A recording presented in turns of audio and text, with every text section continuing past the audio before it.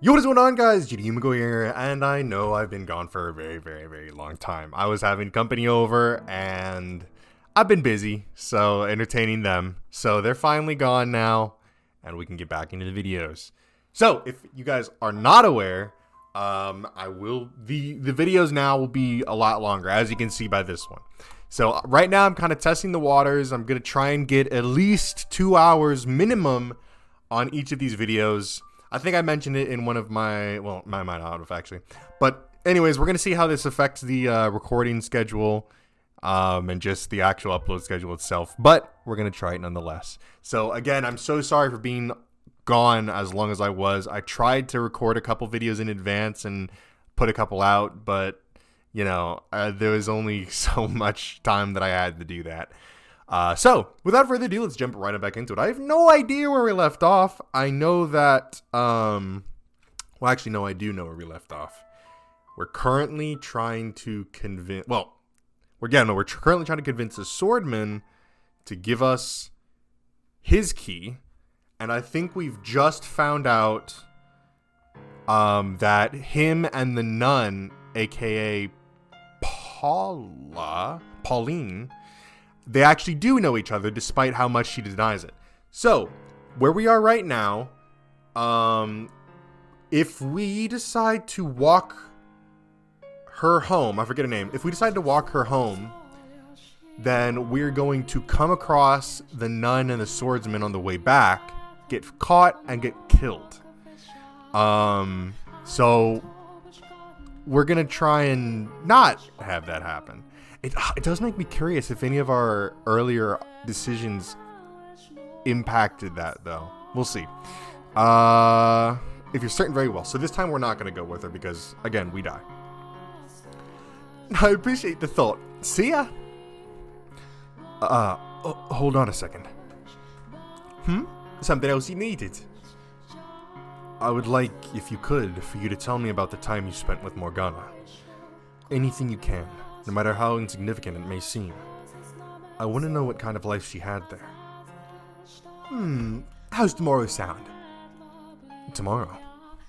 I'll sneak into the courtyard tomorrow night. Meet me there and I'll tell you exactly what you want to know. Why not now, though? No real reason. Just need a little time to sort things through. See you tomorrow night. Stay warm.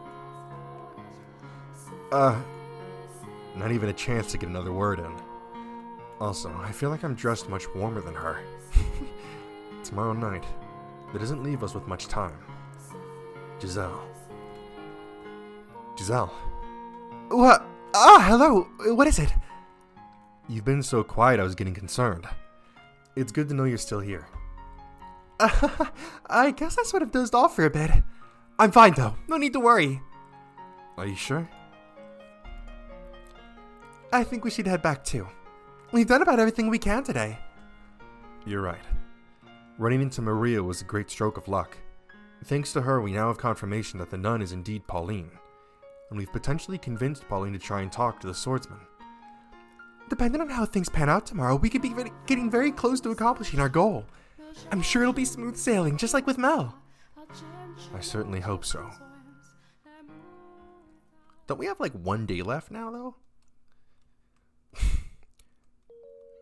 So, before you go to sleep, do you want to talk for a bit? Of course. In fact, I was about to ask you the same thing. That's what you say, but on the inside, you actually enjoy being surrounded by girls more than talking to me, don't you? And you seem to enjoy teasing me. I'm just kidding.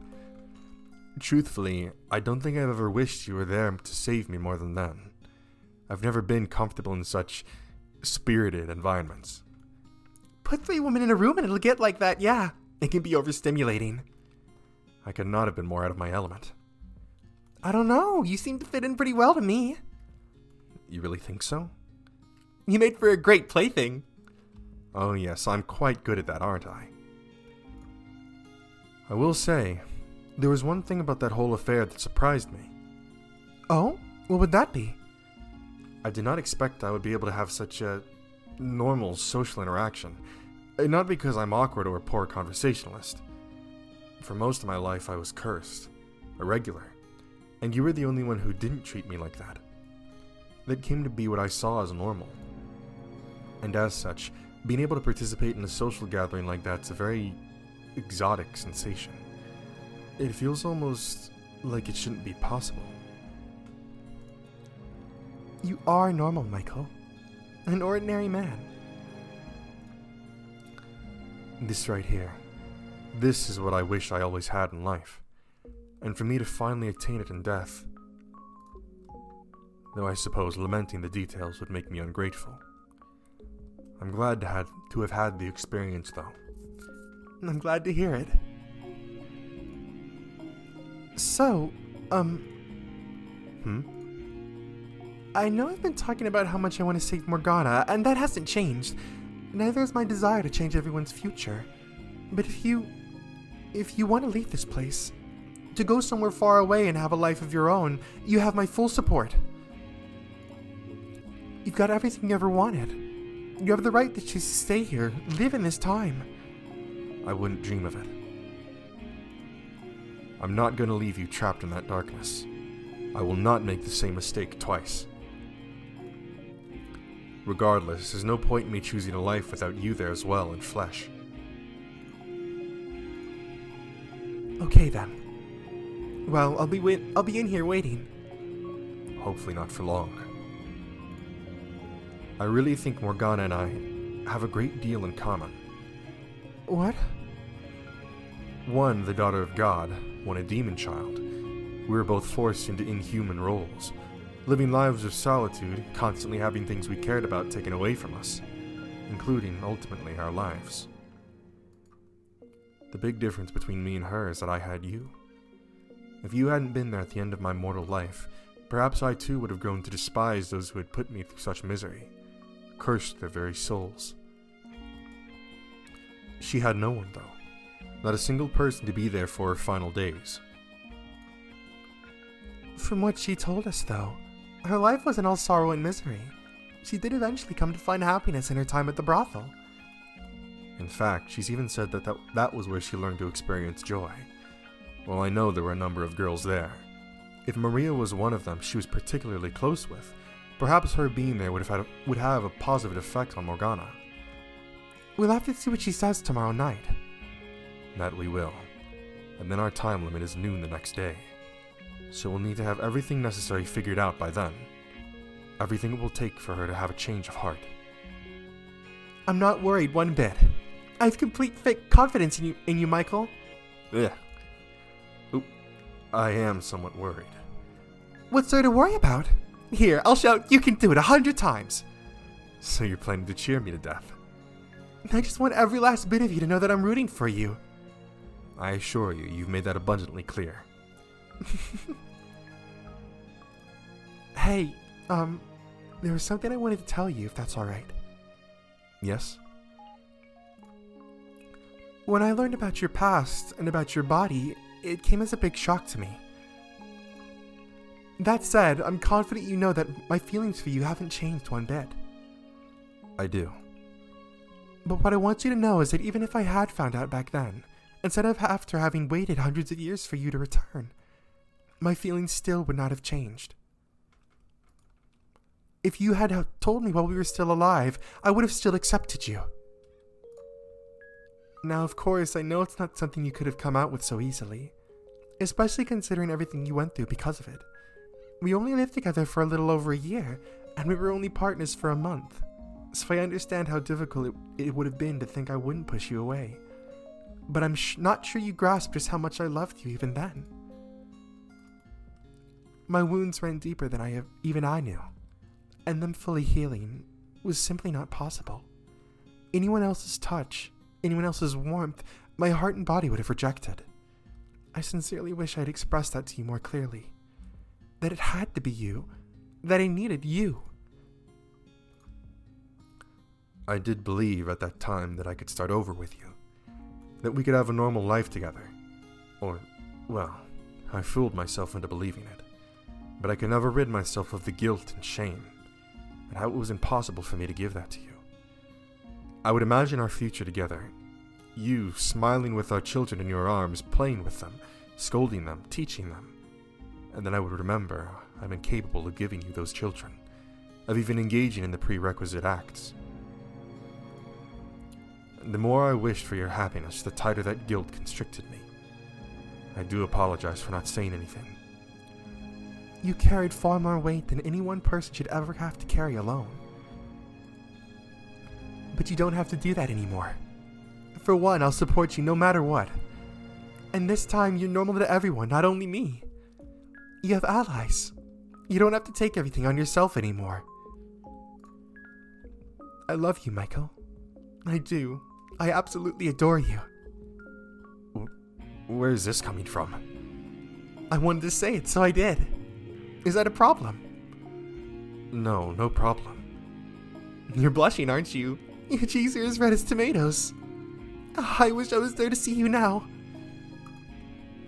I'm going to open the window. Why? It's night. It's gonna be cold. Exactly, I need to cool down.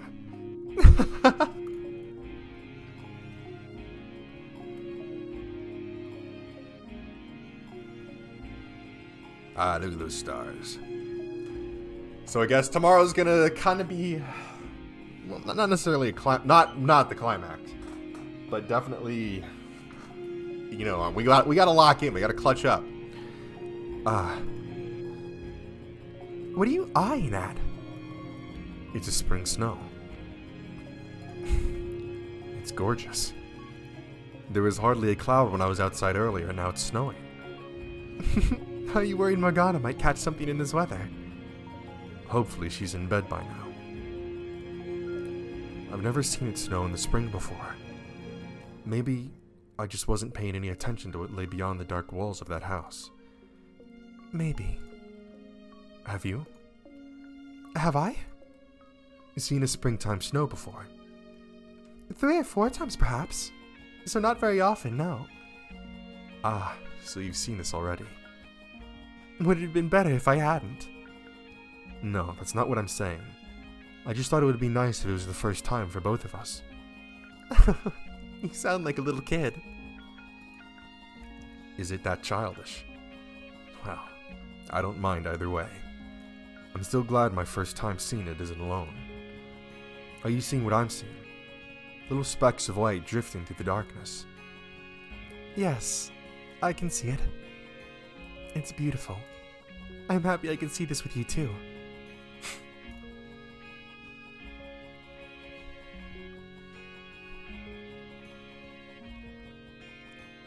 You don't want the wind to cool you off too much now. I think it's time for you to warm back up. Sorry, I was so engrossed by the sight. Maybe it'll stick around and you can see it again tomorrow. The grounds will be quite lovely covered in snow. But for now, you should get some sleep. I suppose. You already passed out once today. You need to make sure you're well rested. Hard to argue with that. I'll be counting on your help again tomorrow. Our success or failure depends on how tomorrow goes. That it does. Let's make it count. Good night, Giselle. Good night, Michael. There's something going on with her. She might be fading a little bit quicker than we might have anticipated. Yep, I don't like that. I don't like that. I think we're definitely on more of a time constraint than it's kind of initially appearing.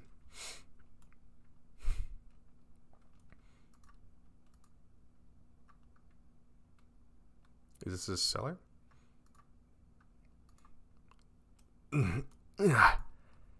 Huh?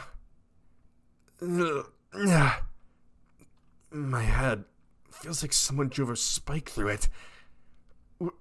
What's going on? Am I in the cellar? Yeah. What? My hands are tied up behind my back. What am I doing down here? Yeah. Wait. Giselle. Giselle? Say something, Giselle. Unable to make any sort of sense out of my circumstances, it's not long after I regain consciousness that panic begins to sick in. And the most unsettling thing of all, the most frightening detail, is the fact that I can't hear her voice. Awake, are we?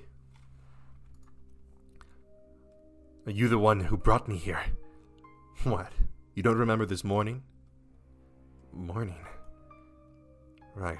I woke up because I heard someone enter the room, and then he hit me over the head. You're not dead, at least. That's good. What do you hope to accomplish by tying me up and bringing me down here? Remember what I said last night at supper, about me putting on a little sideshow for you? What? I was reenacting the Last Supper, with you as the guest of honor. Oh, now I see. When you were asking if I had any family or friends, you were trying to find out if anyone would notice if I had disappeared, if anyone would make any noise. You're sharper than you look. If only you'd caught on yesterday. Please, Giselle, say something. Giselle! Why won't you answer me? Why can't I hear your voice? Why can't I feel you there? You're a quiet one. I thought you'd be a little louder. What made you decide to get rid of me? Did the nun say something? She has nothing to do with this. I have permission from the Lord to act at my own discretion, should I come across anyone acting suspicious. This doesn't seem in the very least bit wrong to you. I wouldn't say that. You're an acquaintance's friend who made a long trip to come see him, and I have you tied up in the cellar.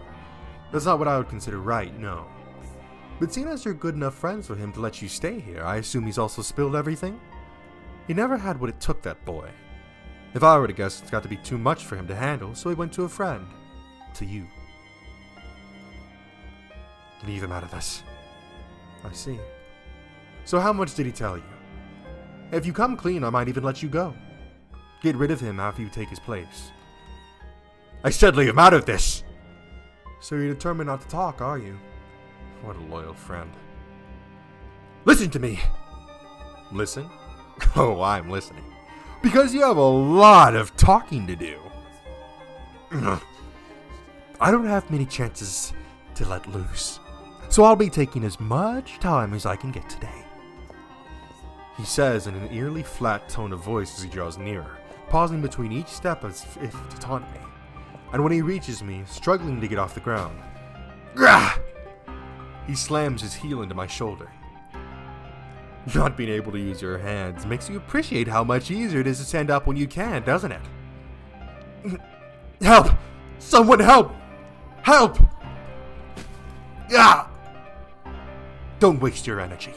No one ever comes this far, and the door's so heavy your screams would never make it out. But that's the least of your worries. The door to the cellar's been locked, and the only key is right here. There's no getting in. If you can run fast enough, you might have a chance of making it to the door and escaping. Want to test your luck? I doubt you can make it. Yeah. He puts the full weight of his body onto his heel, pressing down on my spine, turning my breaths into gasping sputters. I gather together all my strength, but even that isn't enough to overpower him. No, you're going to tell me everything. What are you and the boy scheming? What's your endgame? Who else is in on it? Damn it. I don't have many options here. What can I even do in this situation? Tell me what I want to know, and maybe I'll let you live. I guess I have no choice but to tell him the truth. Alright, fine, I'll tell you everything. Just know that it isn't some attempt to beg for your mercy.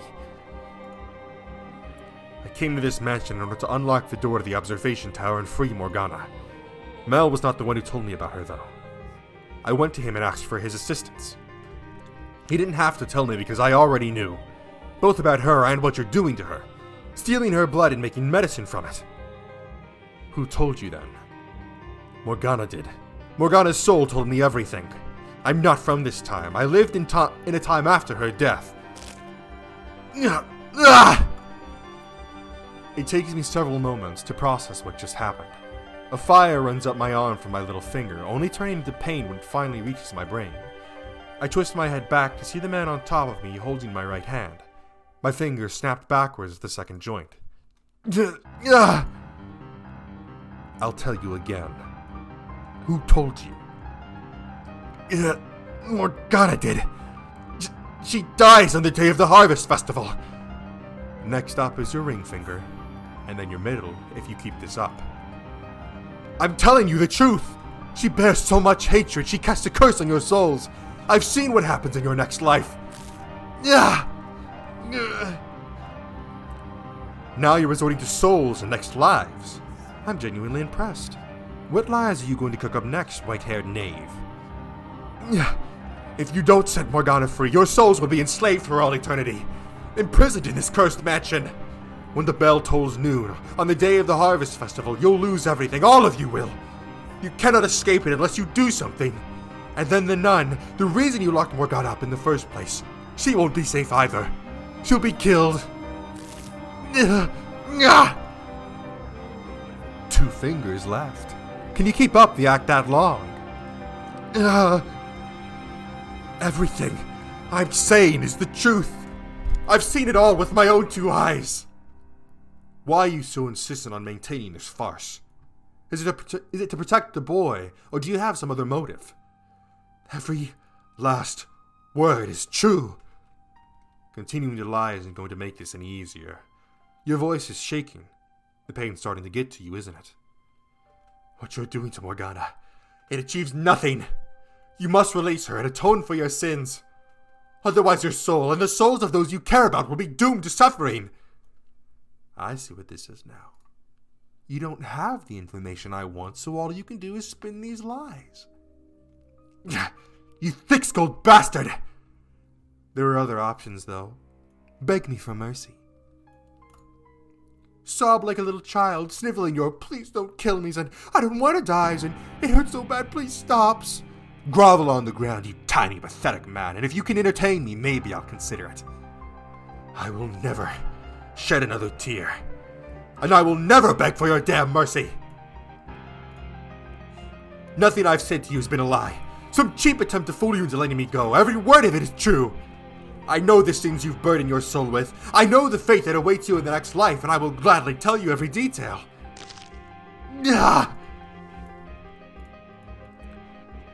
You're down to just your thumb. Now go on if you're so eager to tell me. Let's hear about my supposed next life, shall we?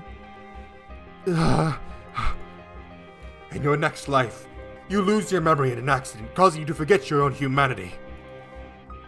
The innate savagery you normally keep hidden beneath a mask is released, unrestricted, and you turn into a creature no more than... No, you turn into a beast. My mask. You murder countless people, including the woman you once called your lover. Lover? Hers is the name you know very well. Pauline, your tether. My tether? How do you know that word? Because I know everything. I know what you wanted. I know what you've never been able to attain. You idolized humanity and you yearned for peace. You're telling me I killed a nun in my next life. I am! That is the fate that lies waiting for you. Her love for you is so strong, she refuses to believe you're dead. She leaves her seaside hometown in search of you and she finds you. But you slaughter her. Did you say she lived in a city on the sea? In addition to her, you also lose someone else. A woman who tried to give you the peace you so desired, which eventually caused you to succumb entirely to instinct. Enough! Alright, fine. Now I know what you are. You're no mere seasoned liar. You're some kind of evil spirit that deceives humans. You're peering into my heart, tailoring your lies specifically to manipulate me. I am not. I swear I've seen everything that happens. Enough! But there's a chance you can change your fate. All you have to do is cease your involvement in Morgana's imprisonment. Set her free. Allay the hatred she bears for you. Are you deaf? I said I've heard enough. Release Morgana. Save your soul. Give her a better future. Silence!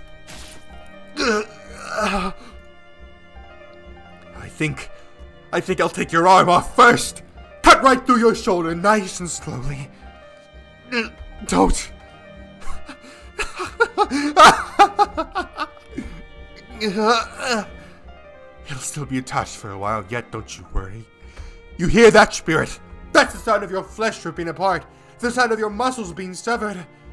Not gonna be doing much talking anymore, are you? Not through the pain, you aren't. Plead for your life, spirit. Beg for mercy. Admit it was all a sham. Apologize. Let the room fill with your cries of agony. Nothing was a sham. Every last word. It's all the truth. I'll rip that head right off your shoulders. I don't care who or what you are anymore. You're dead. You will do no such thing. Get back. You will not harm him further. Pauline. What are you doing here, Pauline? I told you to stay away. And the door was locked. I opened it. You. Whatever that has happened was long enough to get into the lock and undo it. She won't be getting much use out of it anymore, though.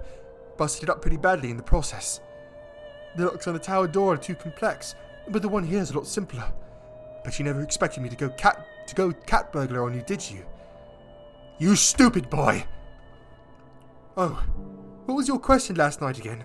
Something about being on the edge of a cliff or whatever. Well, here's your answer. I'll do everything I can to save both of them. This is terrible. How could you? Oh my, you're badly hurt. Sit tight. I'll call for a doctor. Don't worry about me. You need to talk to him. To get him to talk. We've got to do something about you, though. I'll get that wound patched up at least until you can get it properly checked out. Thank you. Was it you who went to get Pauline? No, I ran into her while I was looking for you, which is when she told me she was looking for him. Neither of us was having any luck, so we scoured the mansion together. And when we reached the stairs to the cellar and heard someone screaming, my worst fears were confirmed. So I picked the lock and here we are. Sorry we didn't make it sooner. This could have been avoided. God, look at what he did to you. There's so much blood. And your fingers. No, you made it just in time. My arm's still attached and I'm not dead. Neither of which would be true without you. So I guess that means I actually did something good for once. Did something for someone other than myself.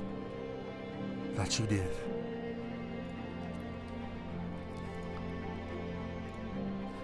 So everything Michael said is true. The Lord isn't storing his valuables in the tower. He's got a girl locked up in there. Well, is it true or not? It's still the Lord's property either way. The church is being funded with her miracle blood, so that makes her valuable, yes. So you're saying I've been handing out human blood and telling people it was medicine? Not human. Witch. No. Morgana is a human girl. She hasn't become a witch yet. At least not here. All this time, I've been lying to people who believe in me without even knowing what I was doing. Like you said, you didn't know. You haven't done anything wrong. Ignorance does not excuse sin. All that time I spent with you and I didn't notice anything wrong. That was the idea. You weren't supposed to notice anything. It's not your fault I deceived you. It's unreasonable to think that you should have been able to. All that. You did it to help me though, didn't you? Like a stupid little girl, I assumed it was all out of the good of your heart. Never once stopped to think any deeper than that, about where it was all coming from. Maria was right. I was blind. I was content to be pleased about the people I thought he was helping. I want you to do something for me. I want you to set this girl, set Morgana free. Please, do not make your sins any greater than they already are. But without the witch's blood, we lose the Lord's patronage and then the church. What good is a church that isn't actually saving anyone? Actually, no. That's avoiding the point entirely. What do you mean? To tell you the truth, I never really cared about the church at all. You... what? How can you say that, when you've always been so unconditionally charitable, even if it meant giving away food or money you needed yourself? People call you the saintess because that's what you are, a saint. It's true, I do that. But the fact is, I'm no saint. I don't deserve to be held up as one, nor do I belong in that position. I'm just an ordinary girl. I never wanted to be a nun, you know. I just didn't have any other options available to me. And I sure didn't have the confidence to make it out there on my own like Maria. So I did as I was told. And to keep myself from thinking it was a mistake, from feeling dissatisfied with that choice, I put everything I had into my responsibilities to the church. My unconditional charity was rooted entirely in selfishness, and the longer I kept it up, the harder it became to stop. I forgot what I really wanted. And what would that be? A normal, happy life, as an ordinary girl. In a city on water. What? And that's what you said your dream was, for your next life. Ah, right. Yeah, a quiet life with the man I love. You might get that wish, in fact. Huh? That's what you said, wasn't it? That in her next life she lives in a city by the sea. That is correct. In your next life, Pauline, you're not a nun. You're an ordinary girl who lives in a seaside city. A sweet, cheerful, energetic girl who wears her heart on her sleeve. You have both your mother and father. And I... So you believe me now? I don't know. Your claims are utterly ridiculous, but it's getting harder to think you're lying. If that's what you really wanted, Pauline, what should I have done instead? I envied what you had. That solace. The last thing I wanted was for you to lose it. But you're saying you found no peace in that life. That's right. So what should I have done? I wanted you to take me away from this place, somewhere far away. I wanted you to make it so I could be Pauline, not Marie. That would have been my ideal life. To live with you. To have a family with you. How was I supposed to know? You couldn't possibly have known. I realize that. And that makes me every bit as complicit as you. Set Morgana free. I will be expected to pay for my crimes. That itself is not a problem. I have every intention of facing the consequences. But we've done terrible, gruesome things. I don't know what the usual punishment for such is in this land. But if I had to guess, I would say execution. And me being an outsider makes it easier for people to place the blame on me. I won't be able to take you away.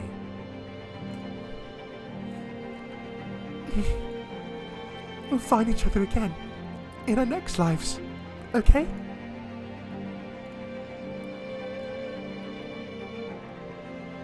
Okay. As I'm sure you've heard, my involvement in this conspiracy ends here. I'm glad to hear it. You've decided to take action. Sorry about your fingers and arm. I'm still alive. That's what matters. Sorry that I fucking one by one snapped all the fingers on your hand and then nearly chopped your arm off. My bad, G. The third key is in the Lord's possession. You said you needed it by noon of the Harvest Festival, yes? Which means we need to act quickly. And that's correct. We must set Morgana free before the bell tolls noon tomorrow. Then tonight, that's the next time the Lord will be here. Tonight I'll kill him and take his key. Wait. No, we're not shedding any more blood to get his key. Do you remember what I said a few minutes ago about not committing any further sins? He's not likely to hand over the key without a fight, though. We need to convince him not to force his hand. Besides, simply opening the door is not enough. Why not? My goal here is to save Morgana's soul. In order to do that, I need to pacify at least some degree of the hatred she bears in it. Excuse me. A hatred rooted in her perception of you and the things you've done to her. I need to change that perception. I'm not quite following. What do you mean by change your perception? For you and the Lord to tell your stories, to describe what happened from your perspectives. You want my perspective? I do. Something in your motivations or your circumstances might serve to lessen the animosity she holds for you. The greater the discrepancy in what she believes to be the truth and the full story, with everyone's perspectives included, the greater the chance that she may have a change of heart. Okay, now I understand what you want from me. However, my perspective will do nothing to serve that end. There's no ambiguity, no justification for my actions. Regardless, I would still like to know the whole truth if you're willing to tell me you're part of it. Okay. I'll come by your room later today. Hey, is it alright if I'm there too? Sorry, I would rather if you weren't. Why? Everything you need to know I've already told you. I captured a witch. No, I kidnapped a young girl for profit and imprisoned her in the tower. My motivation, as I said, was to keep your church funded. Those are the facts. The things I did along the way were brutal and inhumane. I hope you can understand.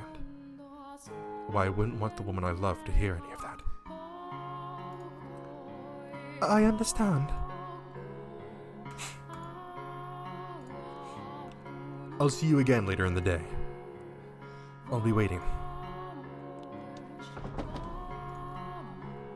I should get going too. You're going to need medication and something to get that arm test properly. And if there's anything else I can get you, let me know. If you want to see a doctor, I'll find the best one I can. I'm so sorry for ever doubting you. No, I understand.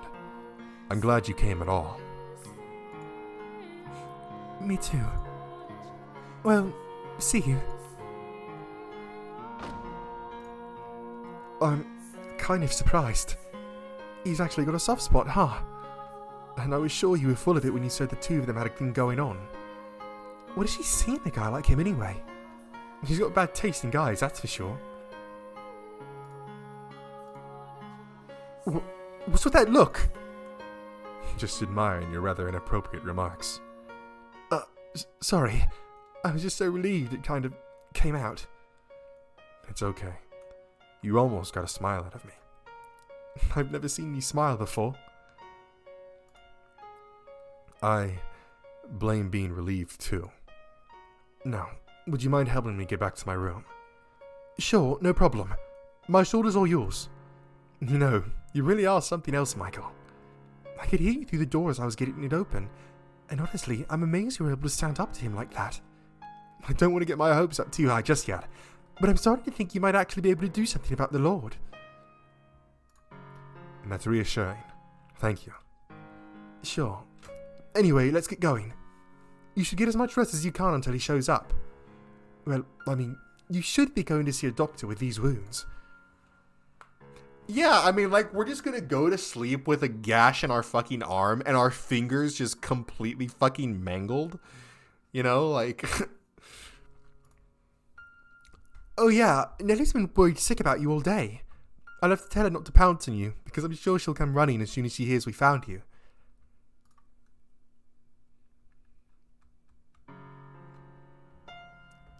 Giselle, you are right. I do have people here who will support me. People who are grateful for me and who will show concern for me. But you have to know, Giselle, that it's your voice I want to hear more than anyone else's. Why can I not hear you? Where are you, Giselle? Giselle. Yeah, I think this has just been a whole thing of Giselle kind of slowly slipping, because an observation I made in the last Fata Morgana video was that Like, initially, she was like, oh, yeah, I don't need any sleep. Like, when you're asleep, I'm just kind of sitting here waiting for you to wake up. But now, all of a sudden, she's, like, zoning out and then talking about, oh, sorry, I was taking a nap. I was resting. And it's like, but just a little while ago, you were saying you didn't need to do any of that.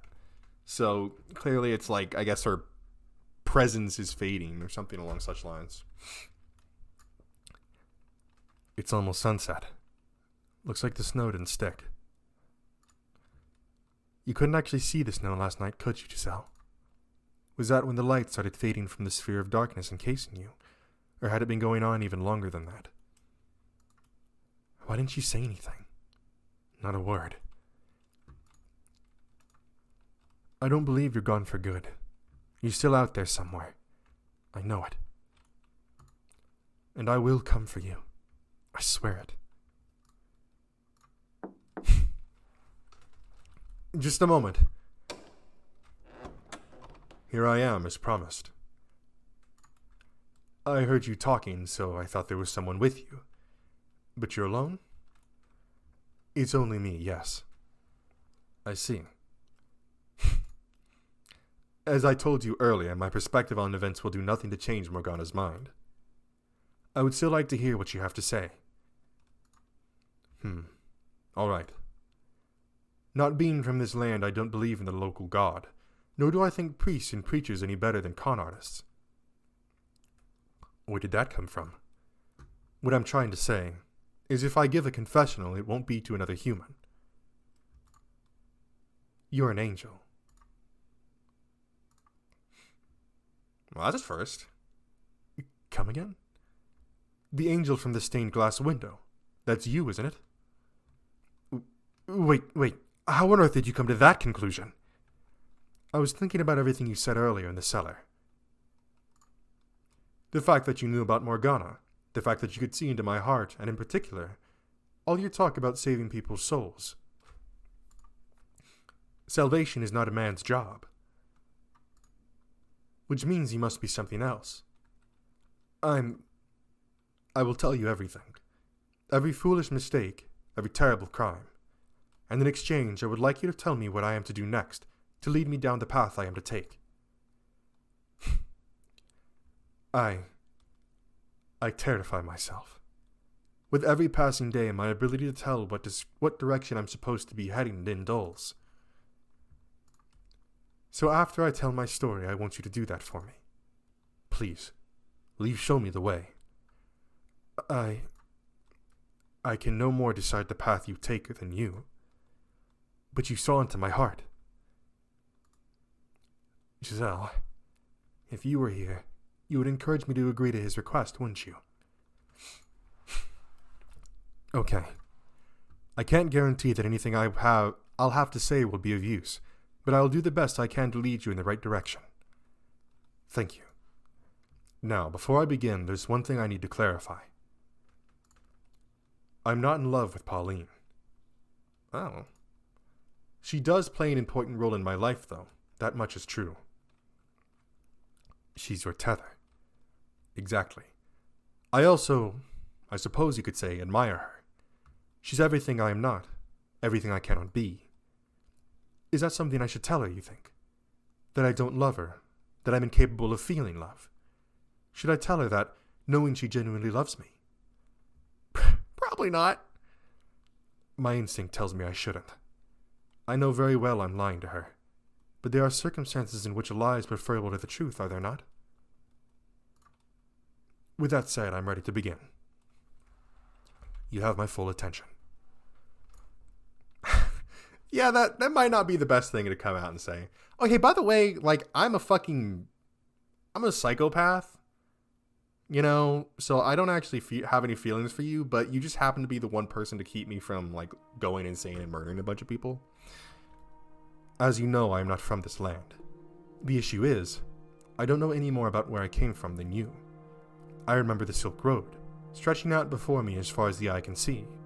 Clouds of dust wisping across the bare dirt trail. That endless expanse of red earth remains branded into the very fabric of my mind. But beyond that, most of my memories are gone. I can only clearly remember the last 5 years or so of my life. In my oldest real memory, I was a slave.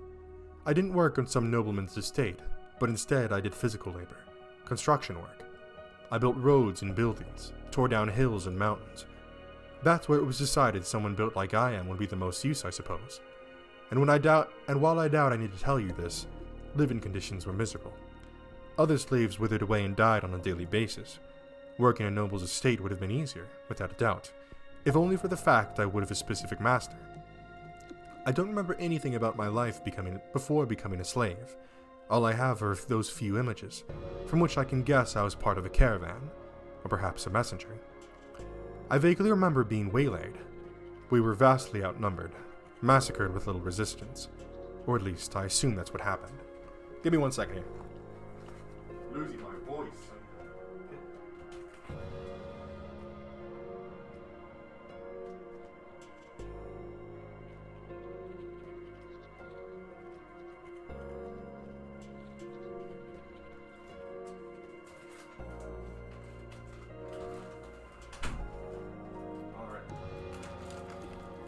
We're about to do a whole lot of fucking talking.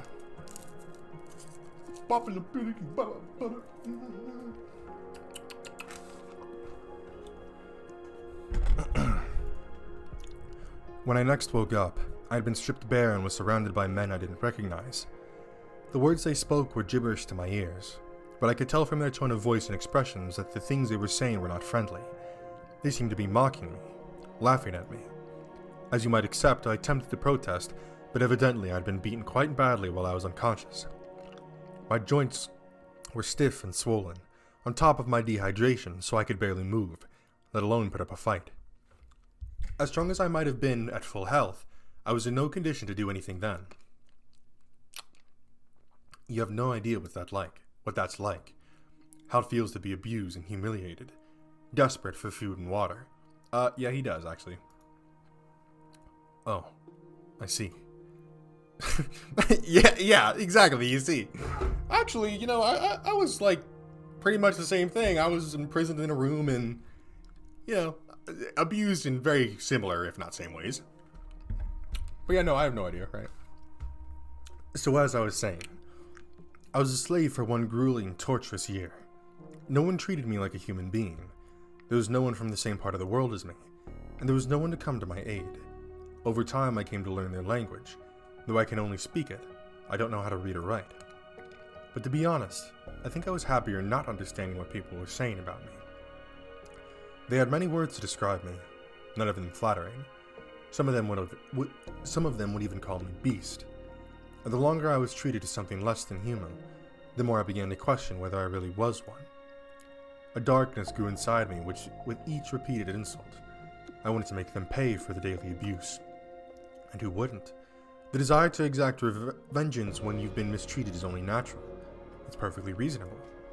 But they were right about what I was deep down. A beast.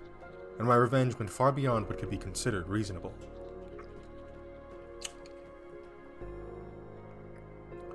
"4 years ago, I was sitting in a carriage as it rattled along a dirt road. This was not the kind of carriage you rode around town in, but a filthy slave transport.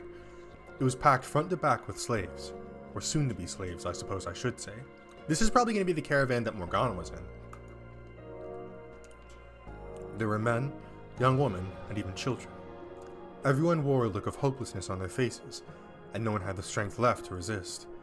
They looked like me a year earlier, deprived of food and water and beaten into submission. The slave traders' guards were armed, of course, swords hanging from their hips, ready to cut down anyone who showed any signs of resistance. So they sat there, lamenting their fate. Sitting beside me was a young girl, crying in silence. Glancing over at her, I got a glimpse of her face. Large chunks of skin seemed to have fallen off it. It was, suffice to say, an unusual sight. But beyond that, I didn't think much of it.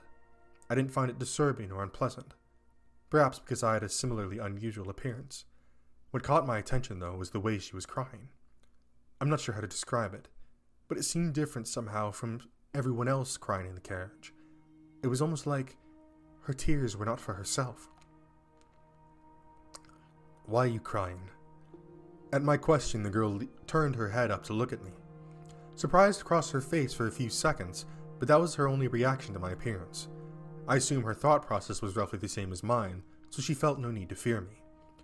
After a moment's hesitation, she said, I'm sad because I didn't get the chance to show my gratitude to people very dear to me. Her response perplexed me to no end. Why was she concerned about showing gratitude? Why was she not despairing of her own circumstances? Why was that the emotion that gripped her in that moment? Not hatred for the slave trader or sorrow for herself. To this day, I still don't understand. But that wasn't the only thing I found curious. Her voice, despite being soft, cut through the crying and wailing of the other slaves. I pictured it like a single patch of clear water in the middle of a swamp, untainted by its surroundings, gently undulating. One sentence was all she said, but there was something unbelievably calming about the sound of it. For a moment I was filled with a sense of tranquility, and though you may not believe it, I wanted to get her out of that filthy carriage, to undo the shackles threatening to taint her. And so I took action, driven by that desire. This is no lie, I promise. Ah!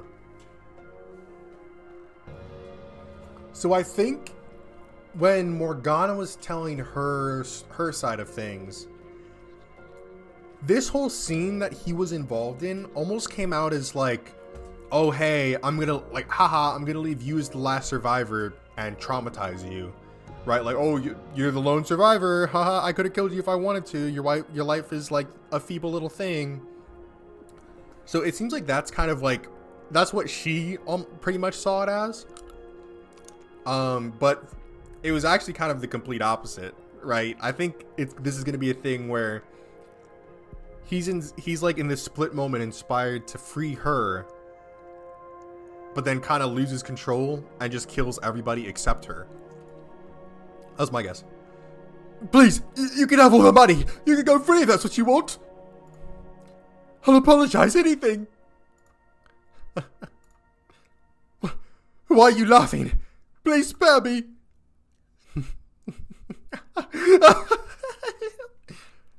I have a wife and children. Please. I'm begging you. And why should I care? Holding a sword in my hand felt amazingly right. Whatever work I once did must have required me to use a blade.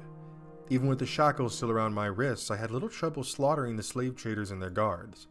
They let their guard down because we were restrained. The thought of anyone resisting never once crossed their minds.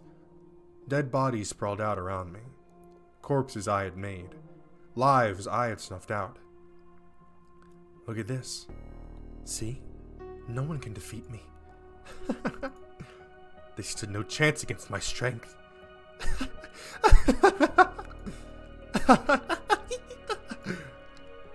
More. I need more. I need more. I don't have the words to describe the high it gave me killing those men.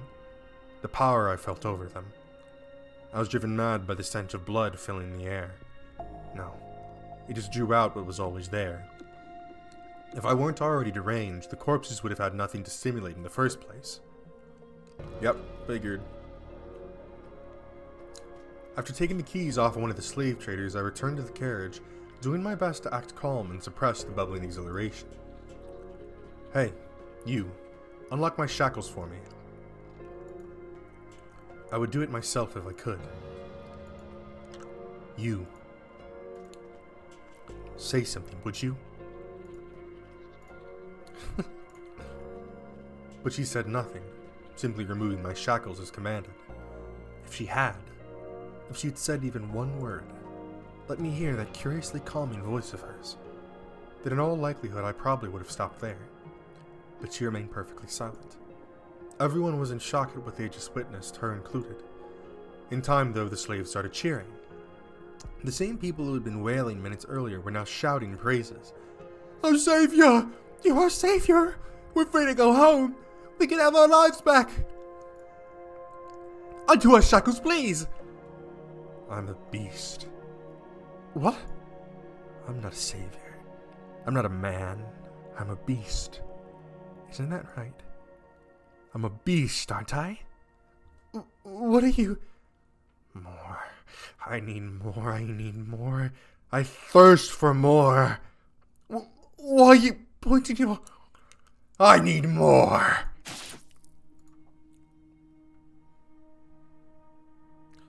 In that moment, the last of my reason dissolved. I went into a frenzy, slaughtering the helpless slaves I had never intended to kill. I was euphoric. I couldn't get enough. I reveled in it. Never before had I felt such utter ecstasy. Their cries for mercy as I ripped through them were delicious. The look of fear in their eyes, the way their faces twisted, the splatters of blood around their mouths open in screams, the despair that filled them. I didn't care anymore that they were just as much victims as me, that they had suffered the same abuse and humiliation. All of that was buried beneath the waves of bliss that ravished me. Everyone who asked to be spared I skewered. I worked my way around the inside of the carriage, killing dozens upon dozens of slaves. Heads went rolling off shoulders, hot geysers of blood spewing from open necks. I was practically wading through blood at that point. Some bodies I completely dismembered. Others I disemboweled, leaving their entrails to hang out of their open guts. All of them had looks of agony frozen into their faces as death took them.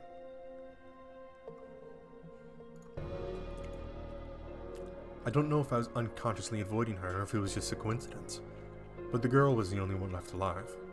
She, of course, hadn't been spared the mess, so she sat there drenched in sticky red gore. Her lips appeared to be trembling, though I couldn't tell for sure with so much of her skin missing. The fire inside me still burned white hot. She was the reason I had done any of this in the first place. I'd stood up because I wanted to set her free, but my original intentions were long since gone from my mind. Raw pleasure overwhelmed any sense of reason. I approached the girl, pointing the sword at her neck. I expected her to scream, to beg for her life like the others, but she did nothing, simply stared up at me. Why didn't you run? At my question, the girl finally spoke. Why did you kill them? The sound of her voice quelled the fury within me. It baffled me. I had no control over it, yet this strange girl could pacify me with a single utterance. The words she used didn't matter. It was her voice. She could have called me a monster, and it would have had the same effect. Because I felt like it. I couldn't explain my reason for murdering the slaves. I didn't have the words to express the things that drove me. All I could tell her was that I did it because I felt like it. And why haven't you killed me yet? I couldn't find a sure answer for that question in my somewhat rattled mind either. In retrospect, I realize now that her voice was my first tether. But at the time, I had no idea why I didn't take her life in my frenzy. I had killed other children, other women. Young, old, sad, miserable, it didn't matter. Nothing had so much as prickled my conscience. I don't know, I said, and then stepped off the carriage and walked away, left with questions I couldn't answer. Was I really a beast? Was unleashing my innate savagery and reveling in the massacre of helpless people really all I wanted? I didn't know. Excuse me. After escaping from the slave traders, I became something of a bandit. I had no hope of anyone taking me in. Not only was I a murderer, I was a foreigner. Nor did I have any chance of finding decent work. So I lived by the sword, killing and plundering. The money I honestly didn't give a damn about. I had no desire to be wealthy. It was simply a matter of survival. That, and quenching my thirst. I went on for about 3 years like that. Until finally encountering something I couldn't defeat with my sword. No amount of muscle was enough to protect myself from disease. One day I woke up with the chills, my vision blurry, barely able to move my own limbs. I set off for a nearby village, hoping to see a doctor, but my body didn't last long. I collapsed on the side of the road, drained of my last strength. It was a moderately busy road at that, so I assumed I had made it close to the city. Dozens of people passed by, silently pretending not to see anything. I didn't look like someone a respectable person would want to involve themselves with in normal circumstances, so it was no surprise they weren't interested in this sick, filthy foreign man. Hell, I couldn't remember the last time I had bathed. It was hard to look at me, let alone go anywhere near me. This is where I'm going to die, I thought. It seemed like a suitable end to a mad, murderous monster's life. withering away on the side of the road beneath sneering passerby. The fact that I was still alive at all after 3 years of leeching off other people's lives was itself wrong. I didn't lament my impending demise. I accepted that such was the way of the world. But then, I glanced up to see a woman in a nun's habit looking down on me. Are you alright? Are you sick? I'm going to check your temperature, okay? Wow, you're burning up! You shouldn't be out here in this condition! Do you not have anywhere else to go? Don't worry, I've got you covered. There's a church not too far from here. Hang in there just a little longer and you'll be fine. And what is your god going to do for me? He helps people in need.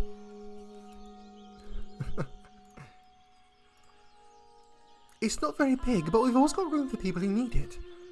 You can rest up in one of the open beds, and I should be able to get you a little something to eat. I promise it'll be better than staying out here at any rate. Can you stand? Not a problem. We can do this together. Put your arm around my shoulders. The church isn't that far. We can do it. You are going to carry me? Yep. It'll be fine. We'll make it one way or another.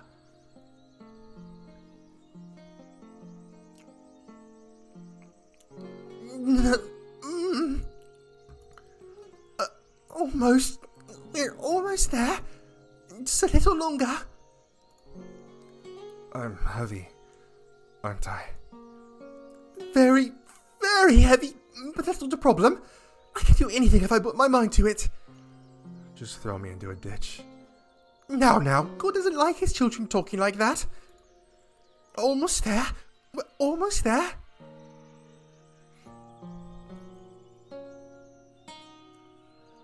So, how are you feeling? Better, I hope. I've left some applesauce in the bedstand if you're feeling up to eating anything. And you're welcome to stay here as long as you need to. Why did you help me? Because that's what people do. They help each other. That's not what most people do. I like to think it is. You church people are exceptions. I'm not sure I agree with that. This woman is only showing me compassion because she doesn't know what I am. She wouldn't be so friendly if she knew I was a madman and a murderer. If there's anything else you want, let me know. I can't make you any fancy dinners, but if it's anything I can get, I will. Could you tell me your name? I'm Marie.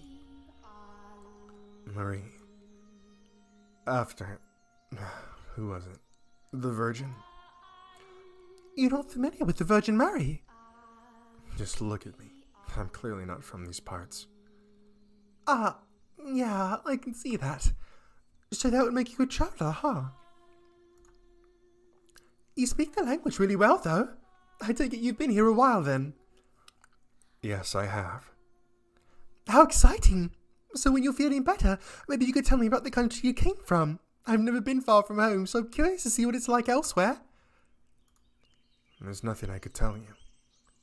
It can be anything. Tell me about yourself if you want. I'm even less inclined to do that. Get better soon, Kay? I'll be looking forward to hearing all about it. I'm not sure there's anyone out there more deserving of the Virgin Mary's name. What was that? Your name. It suits you. Oh, no, not at all. I'm incredibly flattered to hear you say that, but I hardly live up to the name. What's your name, by the way? I have no name. You don't? If you want something to call me by, you can choose a name for me. Anything you want. I'm nameless. You give me a name. I think you should be the one to choose your name. I'd be more happy to help you, though. but you should go with the name you think is best. I see. Well, I should get going. I'll be around, so if you need anything, just holler. And bye then. How am I supposed to choose a name for myself when I don't know anything about me? Roger. That's what he should call himself, Roger. Roger the foreign swordsman. I recovered quickly with a proper bed and a roof over my head. Out on the road, I had been certain I stood no chance, but I was back on my feet after only 3 days at the church. My body was more resilient than even I knew. And now that I was back in health, I had no intention of sticking around. Excuse me. Thank you for everything. I would be dead if it weren't for you. No thanks necessary. I'm just glad to see you feeling better. And there's no need to be in such a rush to leave, you know. Stay a bit longer. Make sure everything's alright. I'm not going to stay any longer than necessary. If you're sure. Take this as payment for the food and lodgings. I can't accept that, no. We don't charge for charity. Charity's not free. You paid for it. Let me pay you back. I can't. Please, take the money. If you insist, I can accept it as a tithe. A tithe? Think of it like a donation to the church. Like you said, the work we do isn't free. Alright then, a tithe it is. Thank you. And may God bless you for your generosity. So long. Hey, if you're ever in the area, maybe you could stop by sometime. I never did get the chance to have that talk with you, but I was really looking forward to it too. I'll just cause you more trouble. What? No, you wouldn't. What makes you think that? Are you afraid you'll scare people off because you look different? I really don't think you need to worry about that. It's not just my appearance. Do you mean it?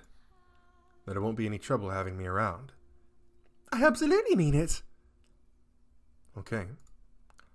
I'll consider it. Wonderful. I can't wait to see you again.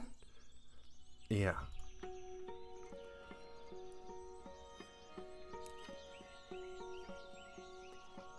Believe me, I knew I had no place involving myself with her. A killer making himself comfortable in the house of God? I don't even believe in their deity, and I still knew that was nothing if not extremely disrespectful. The money I had donated to her church wasn't even clean. It was stolen. I didn't feel the slightest bit guilty about it, though. I was more than conscious of what I was doing, but none of that mattered to me. She had smiled when she took it. That was enough. Seeing the nun smile put my heart at ease, much like the sound of the slave girl's voice had several years before. It restrained me, suppressed my urges. That smiling face was my new tether. I had always believed that I was at my happiness while torturing people, that my thirst for murder was ingrained in my soul. But as exhilarating as taking others' lives was, there's a part of me that yearned for peace. I'd gotten a taste of that with her, and I wanted more. Even knowing I had no place in that world, that peace was something I would never attain. Still, I longed for it.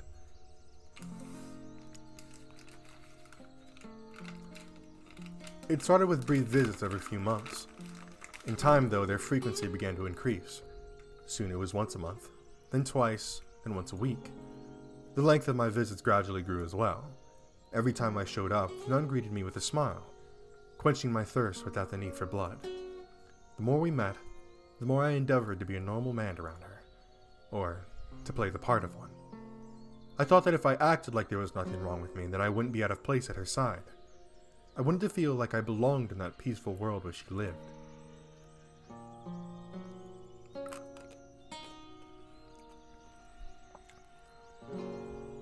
Ah, it's the giant man! Marie, that giant man's here! Giant? Ah, hello there. I was beginning to think you weren't coming this week. I was having trouble deciding on what to bring you.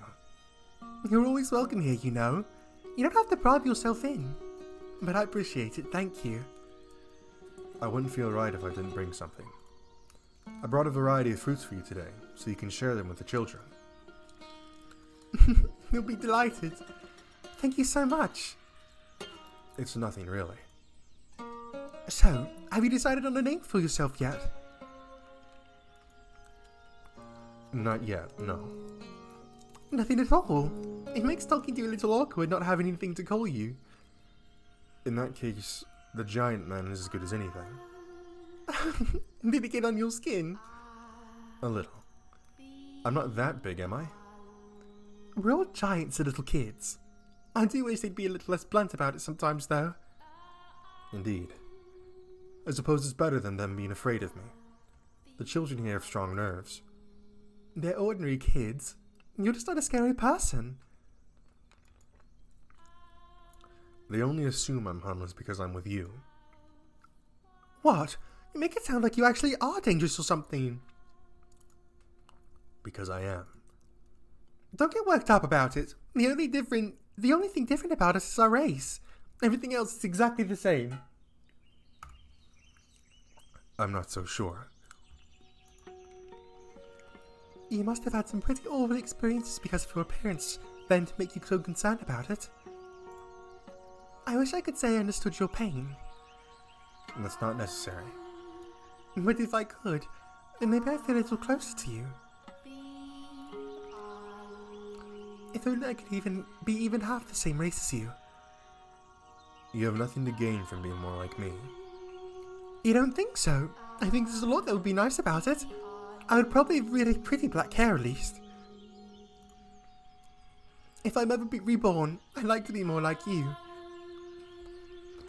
Actually, now that I think about it, I'm pretty sure... Well, obviously, we don't know what her hair looks like in this life. I mean, we could probably assume it's brown. But actually, I do think that in her next life, her hair is black, I want to say. I think. It's been a while, so I'm not 100%, but... Why are you so obsessed with being like me? I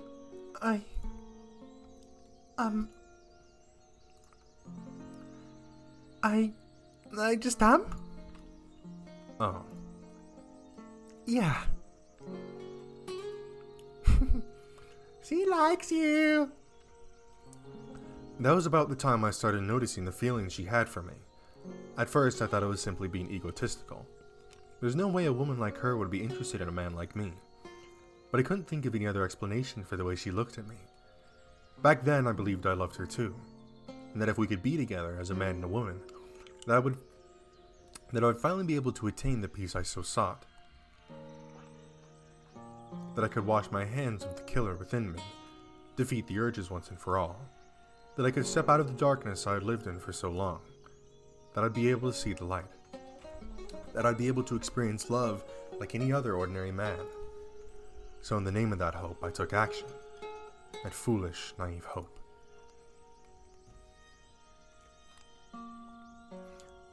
What are we doing out here so late at night? Sorry for asking you to meet me on such short notice. I hope it wasn't too much trouble sneaking out. It certainly wasn't easy. So, you had something to tell me? What I'm about to tell you, every last word is sincere. And then once you've heard me out, I want you to turn me down. What? Over these past few months, I've come to at least somewhat understand the responsibilities and restrictions placed on you as a nun. But even ignoring the obligations you have, I know good and well I'm not a suitable match for you. Which is why, as I said, I would like you to turn me down. I still want to hear it. I love you. I fell for you the moment I first saw you. I know I don't deserve to be anywhere near you, but every time we meet, my desire to be with you grew stronger and stronger until it was out of my control. Turn me down, Marie, please, and I'll stop trying to get close to you. I'm not Marie. You're not? What? My real name is Pauline. Pauline? Marie is my baptismal name. It's not the name I was given at birth. I love you too. I felt for you the moment I first laid eyes on you. I know it's forbidden, but I want to be with you too. Any free time I have, I want to spend it with you. I'm glad to hear you say that. Thank you for being honest with me. No, thank you for not turning me down. Well, talk about an anxious day. When you asked me to meet you out here tonight, I wondered if that might be what he was about. It felt like my heart was going to explode all day. Heart explode? And guys get nervous about telling girls how they feel too, don't they? Yeah, we do. Until now, I had no idea falling in love was so hard on the nerves. Just thinking about you makes my mind want to turn to mush. It's hard to work like that, you know. Is it really that stressful? Is it like that for you too? Yeah. Thinking about you makes it impossible to concentrate. Tell me something, Pauline. What is it? How exactly is it hard on your nerves? How exactly?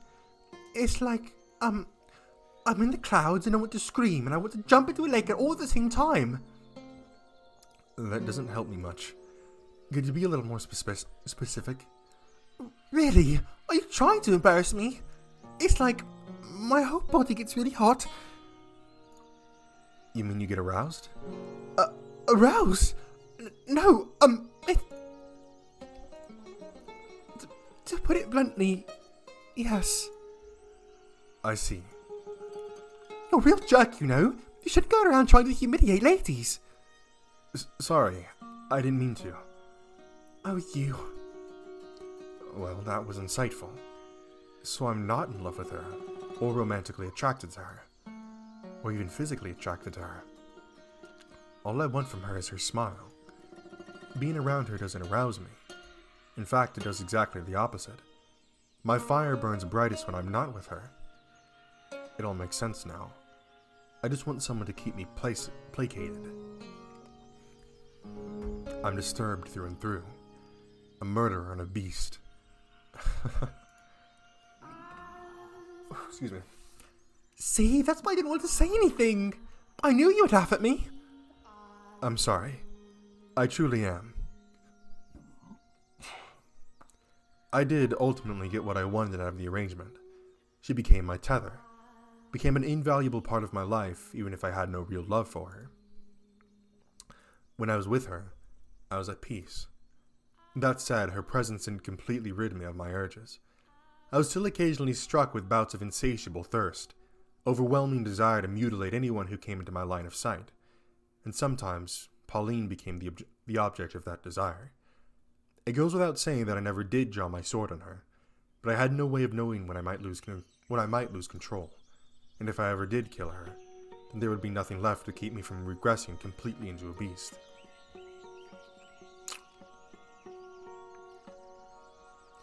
Pauline and I arranged regular nighttime meetings, though never once did I tell her how I truly felt, and I had no intention to either. When I was with her, I was in the role of her lover. She never questioned my love for her, and expressing hers for me caused her to smile even more than normal. The happier she was, the more beneficial it was to me. Spending time with her in this capacity, I was able to gain a deeper understanding of what kind of person Pauline was. She was a deeply generous and compassionate woman. While I now understand her near-compulsive deeds of charity were a result of the stress and uncertainty she felt about herself at the time, I believe she was doing it because she genuinely wanted to. I believe she wanted to save absolutely everyone, to be the saintess she had come to be known as. She gave me assistance to anyone who sought it from her, without question, and as a result, the church's coffers quickly dried up. Her God did not supply her with an endless store of bread and wine either. In the end, any endeavor, no matter the intentions, requires money. In time, her generosity turned excessive, self-destructive. She would even skip meals so that others could eat. In retrospect, that was probably my fault too. As I pushed her toward wanting to be a regular girl, she pushed back against that desire by being even more charitable. Soon, her actions started making the other nuns' lives difficult. giving her a less than favorable reputation within the church. Still, she would tell me when we met up how she wished she could help even more people, if doing so would give her more peace, and if I could be a part of that peace, then I wanted to grant her wish as well.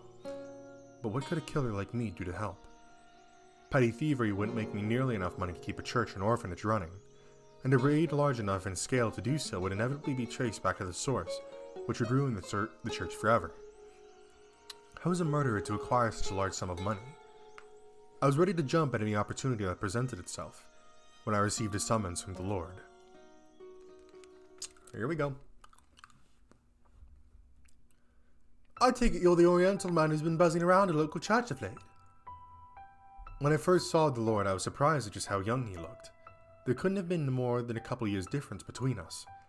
I had envisioned him as an elderly, or at the very least a middle-aged man. That would be me, yes. What of it? Who do you think you're talking to, you impotent rat? Show some damn respect.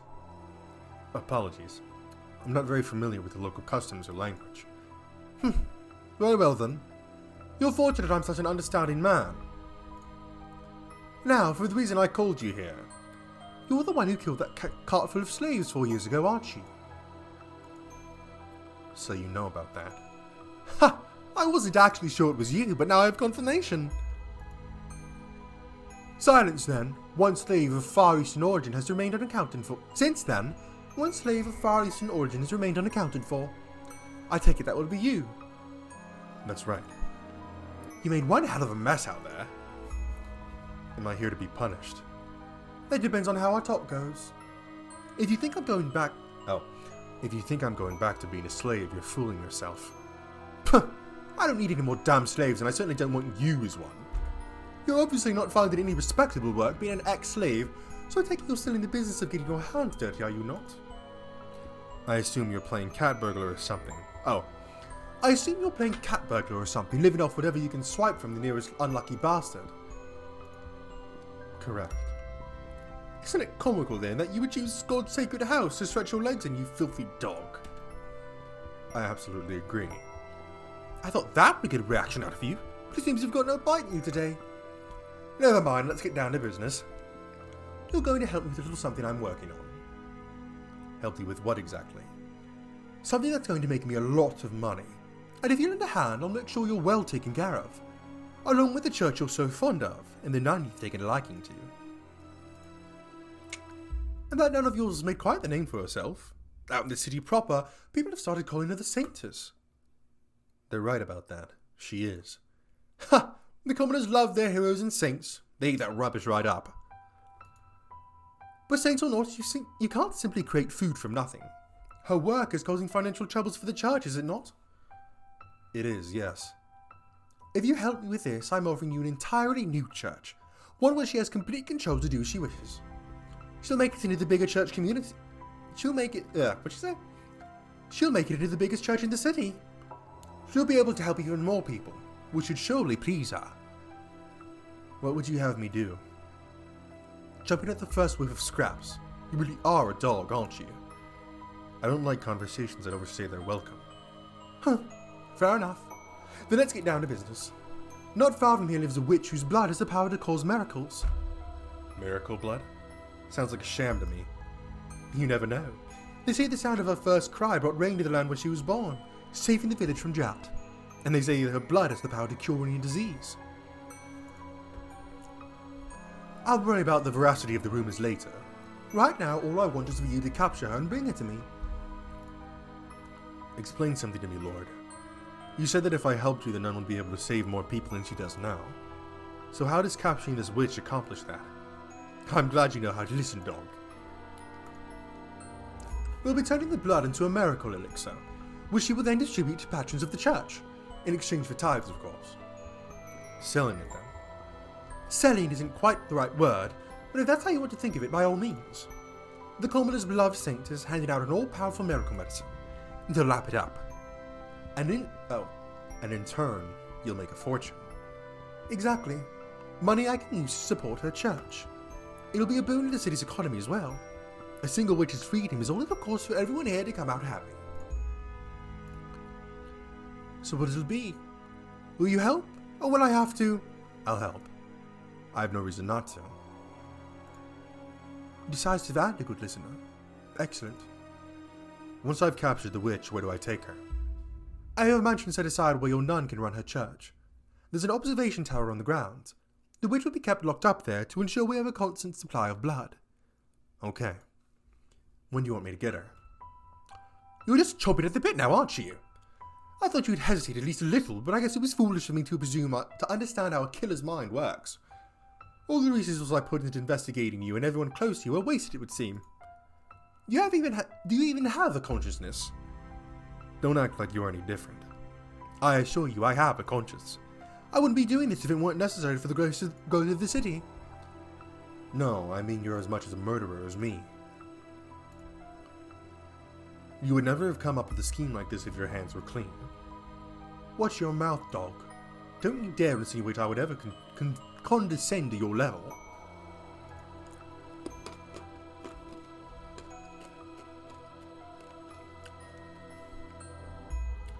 I agreed to the Lord's terms. A couple days later, I made my way out to the location the Lord had given me. A small cottage by a lake where the witch was said to live. I'd been instructed to take her alive, but not that I wasn't allowed to harm her, so my plan was to force my way in and immobilize her as soon as she opened the door. The Lord was right. I didn't have anything resembling a conscience. I was too far gone to be bothered by the prospect of disabling a witch. Not even the fact that I had found a degree of solace in my relationship with Pauline would change that.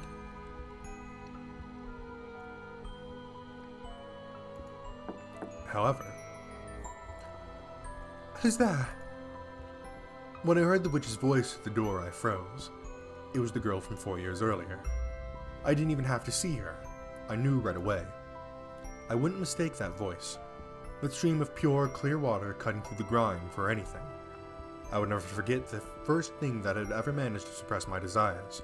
My first tether. When the Lord told me about the witch, I never once expected it to be her. Who is it? Are you the witch with the miracle blood? My hand rested on the hilt of my sword.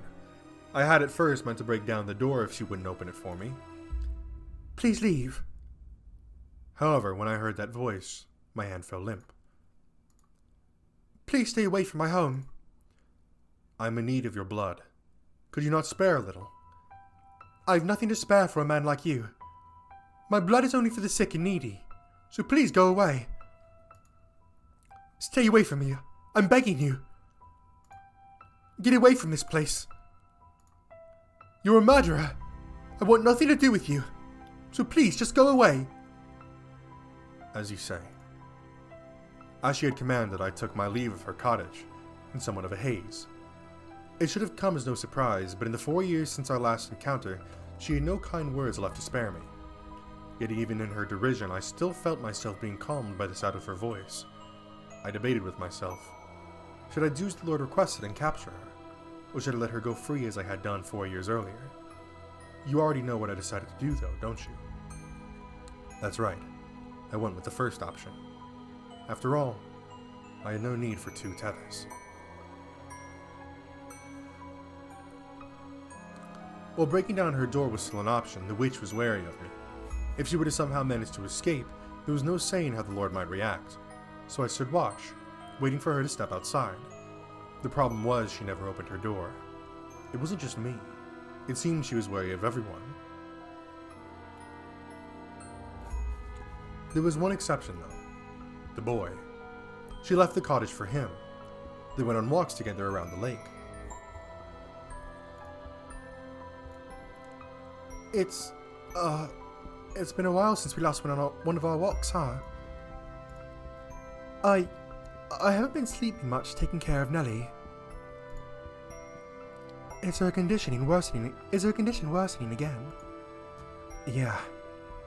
Rest assured, I will give her my blessing as many times as she needs. Thanks. I really, really appreciate it. The weather's kind of not that great today, huh? Looks like we might get rain. It's probably not smart to stay outside much longer. Yesterday. I should get going. See you. Watching the two of them, it occurred to me that I could make good use of the boy.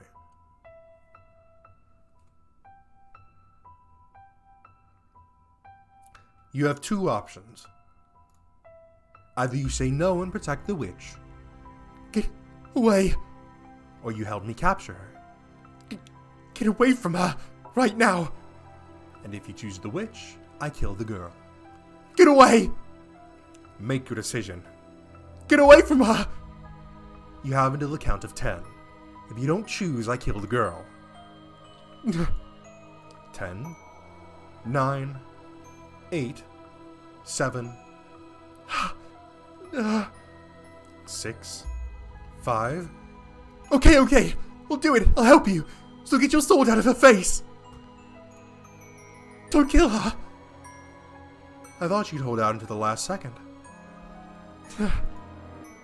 Well, what are you waiting for? Let's get going.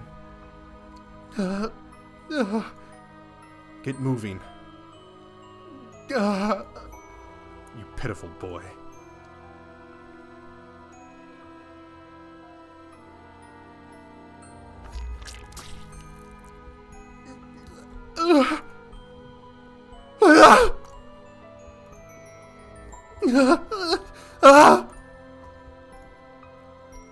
Get back.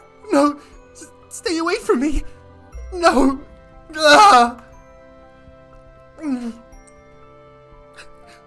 Help. Don't kill me.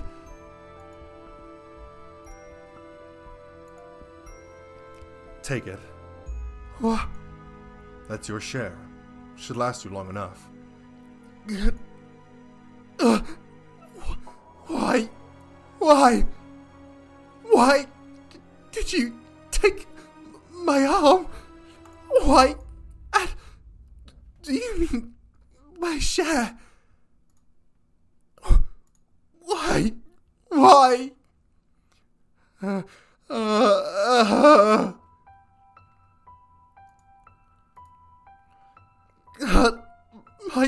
arm.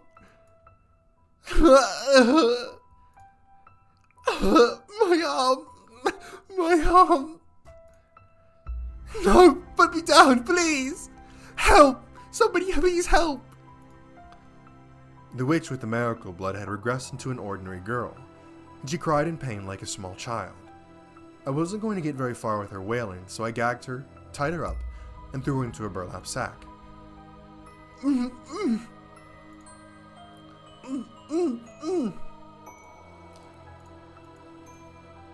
Nothing personal. I just need your blood. Without it, she'll lose her church. She needs the money. I needed some way of getting enough money to keep our church running. So the Lord made me an offer.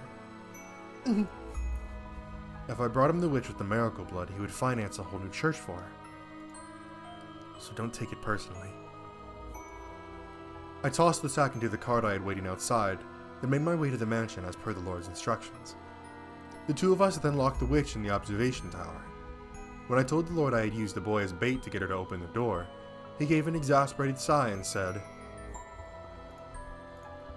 Involving a third party was not part of the plan. Is there anything at all in that head of yours, dog? I can kill him if that's your problem. Don't be hasty. Describe him for me. Did he seem like he came from a wealthy family? He's young, still in his teens. He lives with his little sister. He looked reasonably well off, probably of noble blood. You picked one hell of a target to use as your bait. Should I kill him? There are people in this world you can make disappear quietly. People no one will notice have gone missing. You're one of them. The boy, he most likely isn't. Was the boy at all interested in the witch's blood? He seemed to be. Well, that makes things a little easier. We just have to make him into an accomplice then. That's everything up to about 6 months ago. You know what happened next, I presume. I threatened Mel, forced him to join us. He needed the blood for his sister, but even without that excuse, he didn't have the courage to run. Me, on the other hand, I involved myself with my own will.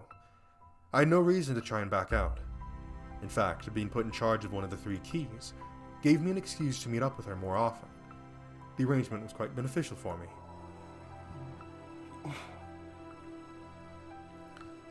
Hey, I heard the news. You were selected to be part of the Lord's personal guard. Now you've got it made. Congratulations. You're exaggerating. It's nothing. Oh, now, don't be so humble. He wouldn't have picked anyone if he didn't really trust you.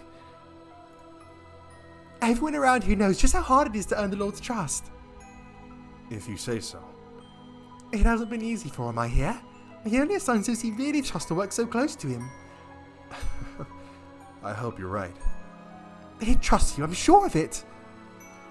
I certainly can't tell her the real reason I suddenly became his guard. Ah, I've got some more exciting news too. The Lord sent a messenger for me earlier. Apparently he's building a new church and he wants me to serve as an nun there. Can you believe it? You shouldn't be surprised. You are the city's saintess after all. It's little wonder you would be his first choice. I really don't think I'm that important. Do you not want the position? No, I'm delighted to have such an incredible opportunity. This will allow me to help so many more people than before. It's wonderful news. That's good to hear. Tell me, I'm not wrong in thinking helping people is the one thing you want more than anything else, am I? Right. That's what I want more than anything in the world. I see. Hey, smile for me, would you? Huh? I've been smiling this whole time, haven't I? Not just now. Forever. Of course. When I'm with you, nothing could possibly take the smile off my face. I'm glad to hear it.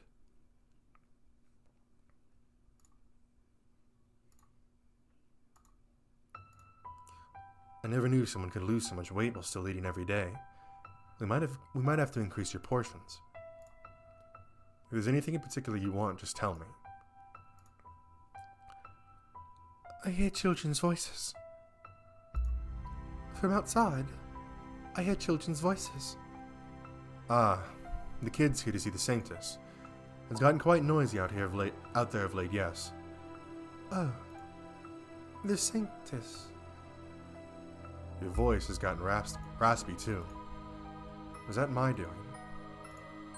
Did I take your voice? That's unfortunate. To me, your voice held far more value than your blood. And I took that away from you.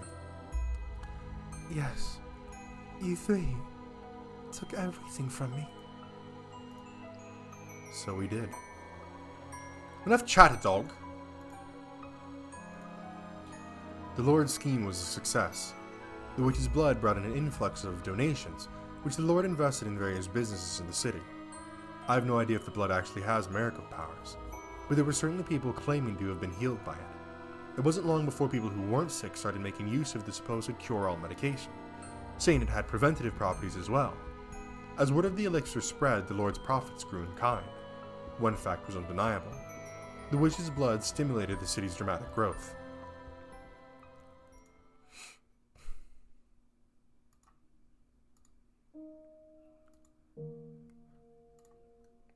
And that's everything. Appalling, is it not? Morgana. If you hate me for what I did to her, you can take this sword and kill me with it. And you can have my key. I won't put up a fight. You have the right to exact punishment on me. Killing you would accomplish nothing. It is neither my place to forgive nor punish you. As much as it would make me feel better, doing so would serve no meaningful purpose. I would like you to give me a little time, though. I need time to cool down before I can talk to you. I need time to cool down before I can talk to you with a clear head. Of course.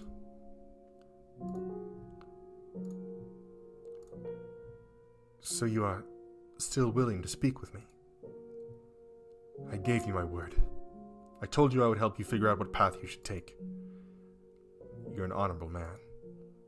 I'll not force your hand if you don't want to do this. You can tell me to leave and I'll walk right out the door. More than anger or hatred, I'm simply deeply pained. Maybe things would have turned out better if I were as sympathetic a man as you.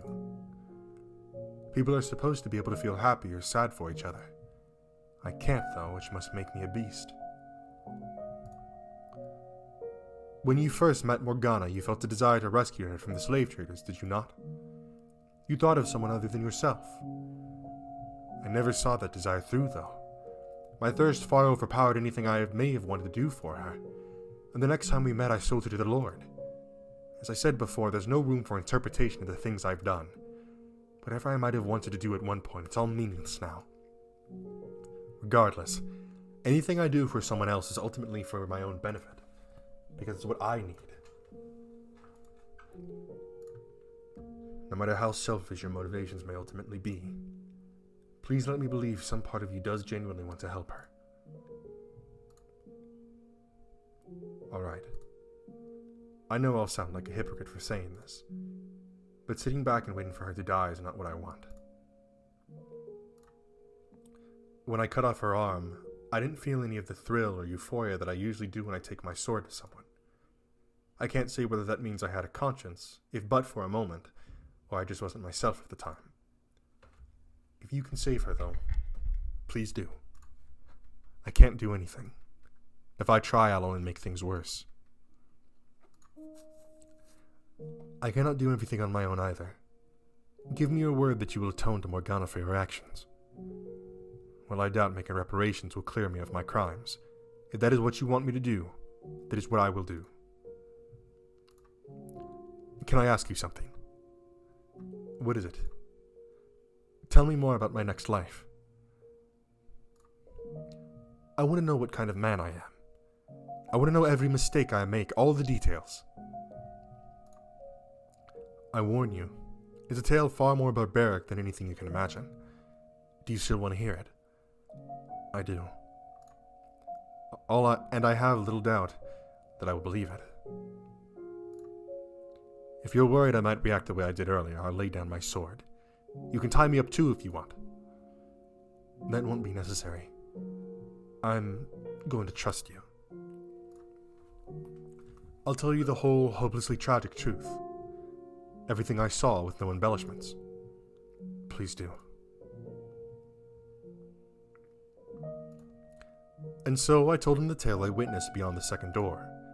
That he lost his memory in a shipwreck. That he was treated like a beast by the people in the land where he washed up. That he massacred countless people.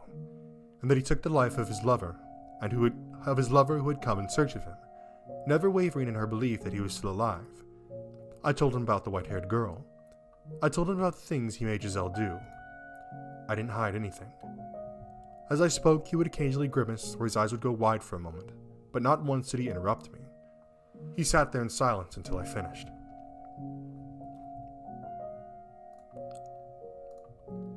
You weren't kidding. That was far worse than I had imagined. It is the truth, though. You become the target of Morgana's loathing, and you're led back to this mansion. That is what lies ahead in your future. As difficult as it may be to comprehend, that person is you. The man who does all those things hundreds of years from now is you. I really am a beast. A horrendously precarious creature. As I interpret it, when you lost your memories, you also lost everything you used to suppress your nature. You lost the foundation you had built, and as a result, you were no longer able to maintain that balance.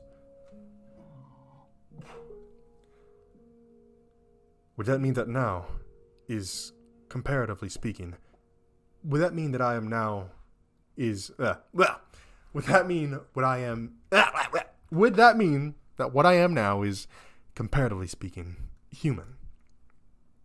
No, I'm different now.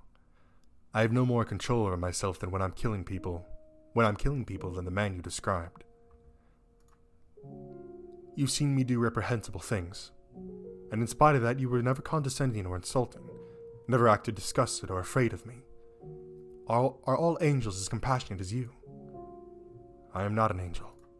I was simply biting my tongue. Are you afraid of me then?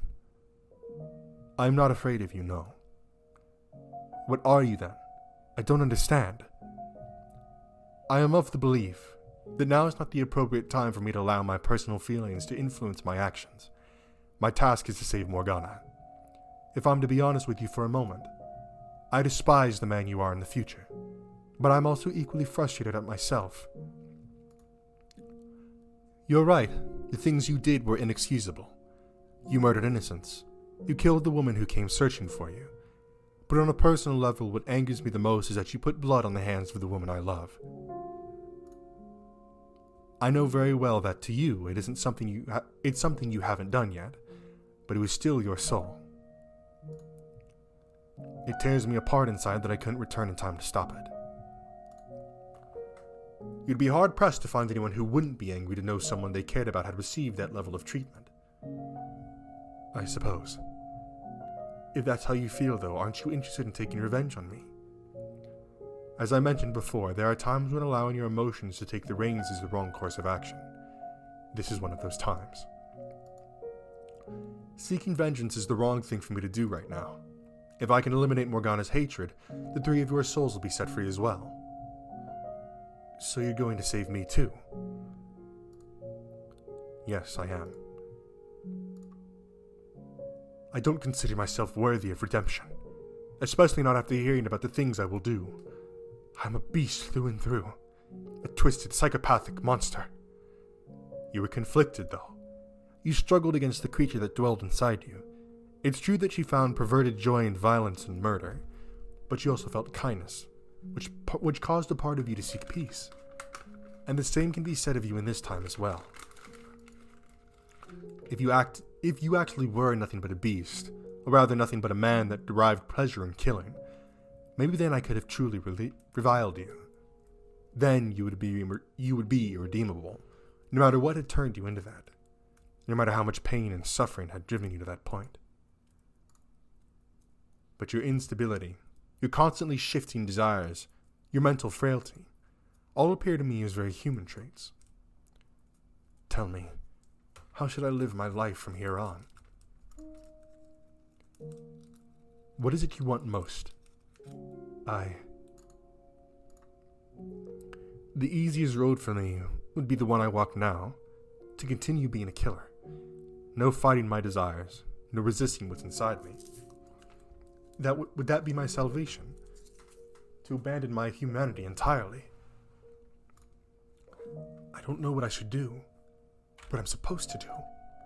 I'm at a complete loss about everything.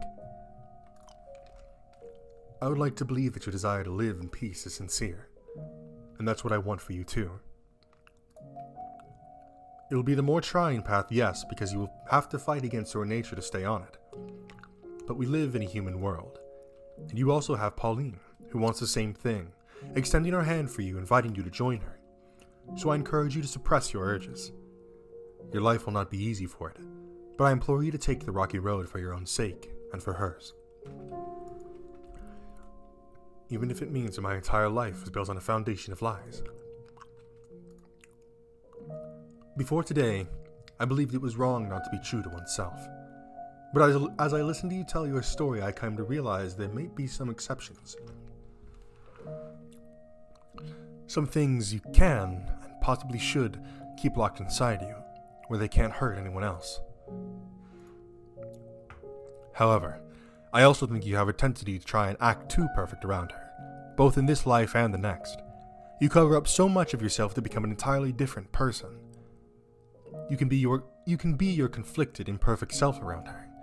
The man you are right now, lost and trying to find his way. I have little doubt you will accept that man. What you need the most is restraint. I see.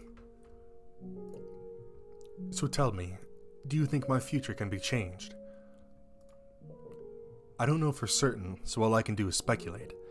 But as you share the same soul, I expect any changes you make now will be reflected in your future incarnation. I have my work cut out for me then. Pauline, she believed in me. She put her faith in a beast and went out in search of him.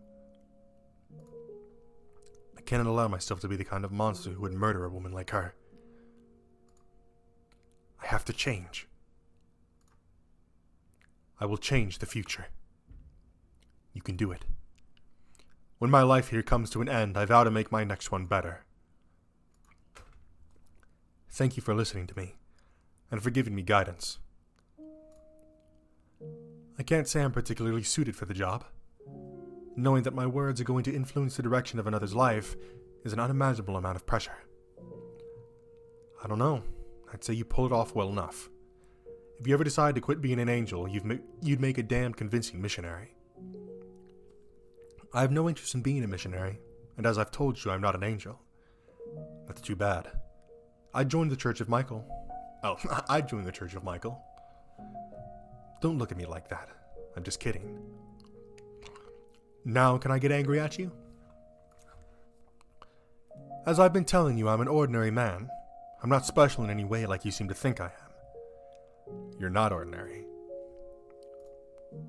You're different, but not in the same way I am.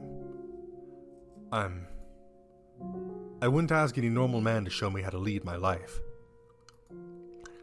I see. Although, what passes for normal differs from person to person, I suppose. Just as I don't think you're normal, I'm sure there are people out there who do. Perhaps. Or maybe they're just able to see my desire to be normal. Well, that's everything I have to tell you. You're going to want to talk to the Lord next, I assume. That's right. I'm going to convince him to hand over his key, and then I'm going to set Morgana free. I doubt you'll have much luck convincing him of anything, but I'll help in any way I can. I appreciate it. I'll get him to come to supper tonight. You be there too. Okay, I'll be there. If I could ask you one favor, though, could you try to arrange that for as late as possible?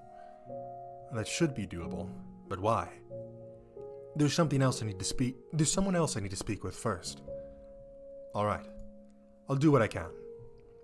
Thank you. See you this evening, then. Yeah, we gotta speak to Marie first. Marie's probably gonna give us a little bit more I think Marie's gonna be, or not Marie, but I think Maria is gonna be our gateway to convincing, the Lord. Because, again, the only other woman, because, I mean, again, Mel has Nellie, Pauline has the swordsman / the beast, and while Jacopo didn't necessarily have Maria, there was certainly a dynamic between them. Just not necessarily a romantic dynamic. Well, I mean, I guess kind of, because their whole thing was that they used to be childhood friends in, like, competing families. And I think at that point there was, like, a kind of childhood crush going on between them. Then I think one of them moved away. Some shit happened between the families where one of the families, like, went under and then the other one took over, or something like that. And so then Jacopo's family kind of came out on top of that, and Maria ended up serving as a maid under Jacopo. But ultimately wanted revenge on him, so she assassinated him. You know? Did I lead him to the correct path? Will he actually find redemption at the end of it? No, I made the right decision. Even if he doesn't in this life, there's enough of a chance that he will in his next. One left, and that's it. I'm almost there, Giselle. I almost made it to Morgana. I've come this far. All that's left is to speak with the Lord. Excuse me. Stay focused, Michael. The pieces I have still don't fit together yet. As Morgana told it, the Lord was a cruel man from the moment she first saw him, and he wasn't much different in the swordsman's telling of events either. Are those portrayals in the full picture of what kind of man he is? Will adding his perspective do anything but amplify Morgana's hatred? And if he really is exactly the man he's been made out to be, then how do you explain his internal struggles from the third door? Did his core personality change with the times? Everyone else I've met has been fundamentally the same, though. Are you the exception, Jacopo? Morgana found joy in her life during her 3 years at the brothel. She wept about not being able to give the opportunity to thank them. So maybe Maria's more likely to be able to assuage Morgana's animosity. I'll have to hear what she has to say. I can barely move my right arm. I can't feel my fingers at all. It burns. I've managed this long, but damned if it doesn't hurt.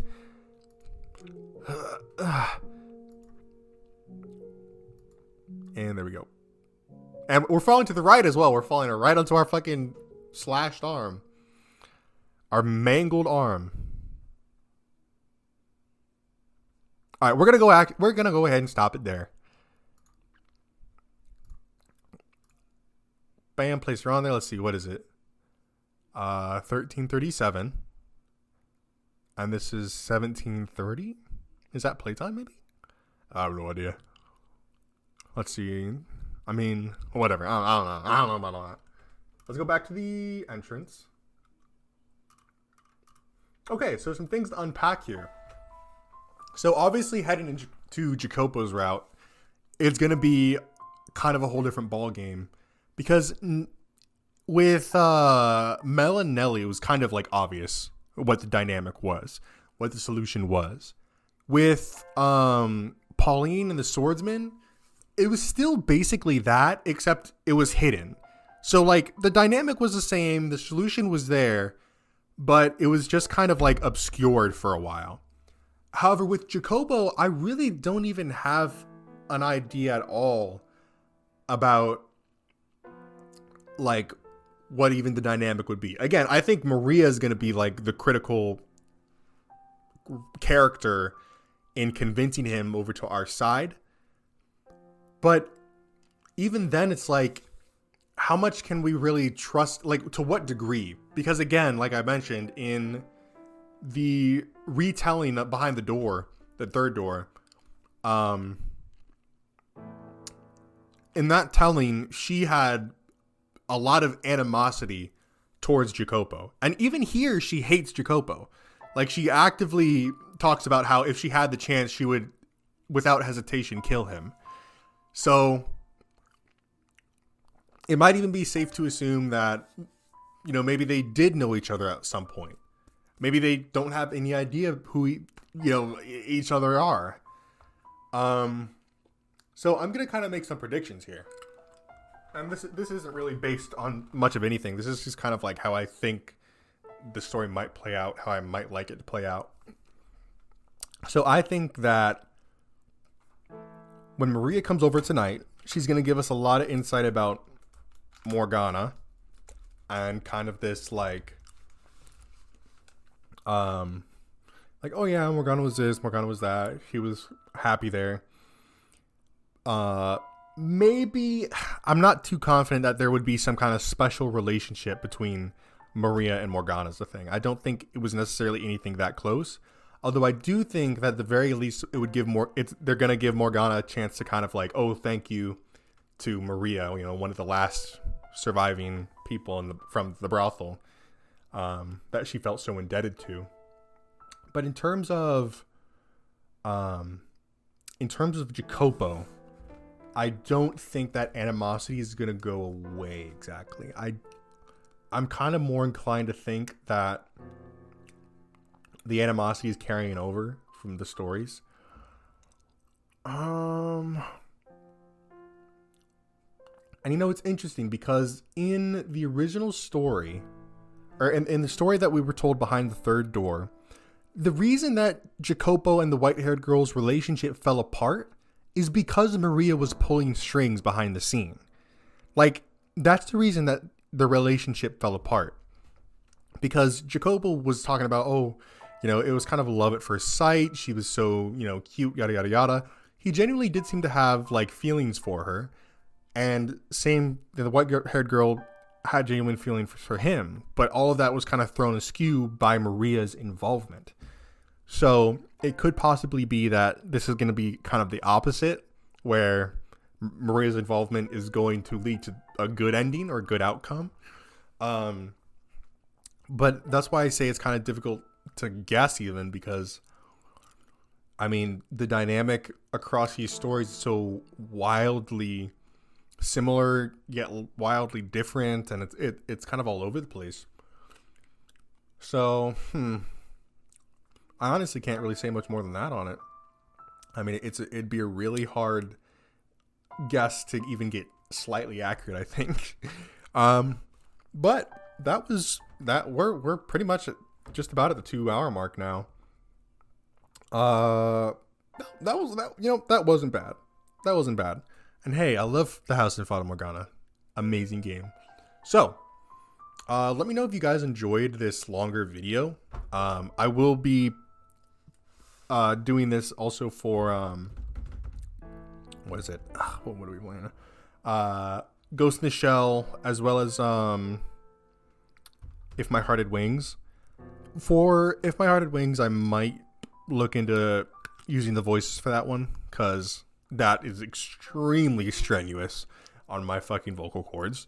But yeah, no, for the Shell, I've been told by one of my commenters there that it is that you know, I'm kind of barely scratching the surface at where I'm at. So, you know, we'll see. We'll see about that. Okay, we'll see about that. Yeah. Well, there's not really anything more for me to say.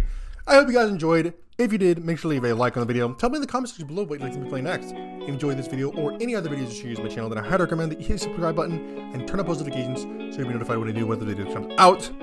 Damn, that was fast. And that's going to be it from me. See you in the next one. Peace.